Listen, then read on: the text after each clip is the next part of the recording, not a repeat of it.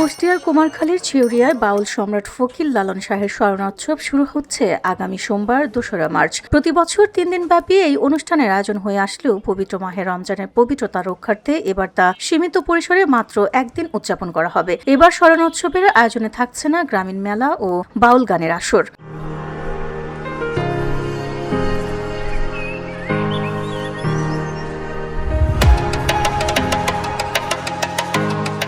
শুধুমাত্র আলোচনা সভা অনুষ্ঠিত হবে বলে জানিয়েছে আয়োজকরা। সংস্কৃতি বিষয়ক মন্ত্রণালয় ও জেলা প্রশাসন কুষ্টিয়া আয়োজনে ছিউরিয়ার লালন আখড়াবাড়ির মুক্ত মঞ্চে চলবে আলোচনা সভার আয়োজন। লালন ভক্তদের ভাষ্য, সাধক লালন শাহ তার জীবনদশায় দোল পূর্ণিমার রাতে শিষ্যদের নিয়ে কালীগঙ্গার ধারে সাধুর সঙ্গে বসতেন। তার তিরোধারের পর আখড়াবাড়িতে প্রতি বছর দিবসটি ঘিরে এ উৎসব পালিত হয়। দোল পূর্ণিমা একটা পবিত্র তিথি। এই তিথিতে লালন ফকির, তার ভক্তবৃন্দ এবং এই আধ্যাত্মবাদের যে মানুষ সমস্ত জায়গা থেকে একত্রিত হতো, সেই উপলক্ষেই লালন সাহেজি নিজের জীবন দশাতে এই অনুষ্ঠানটা উনি করেছেন।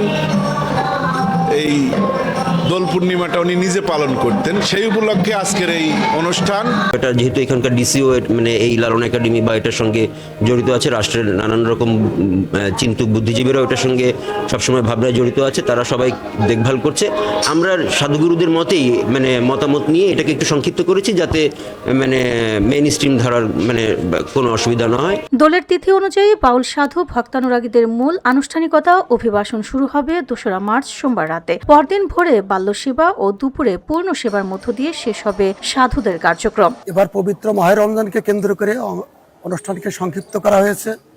সোমবার সন্ধ্যা 6:12:50 থেকে আমাদের পূর্ণিমার যোগ শুরু হবে।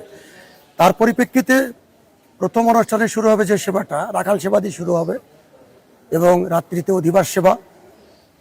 পরবর্তী দিন অর্থাৎ মঙ্গলবার সকালে বাল্য সেবা এবং দুপুরে পূর্ণ সেবার মাধ্যম দিয়ে অনুষ্ঠানের সেবা পর্বের সমাপ্তি হবে। VOD Bangla news desk.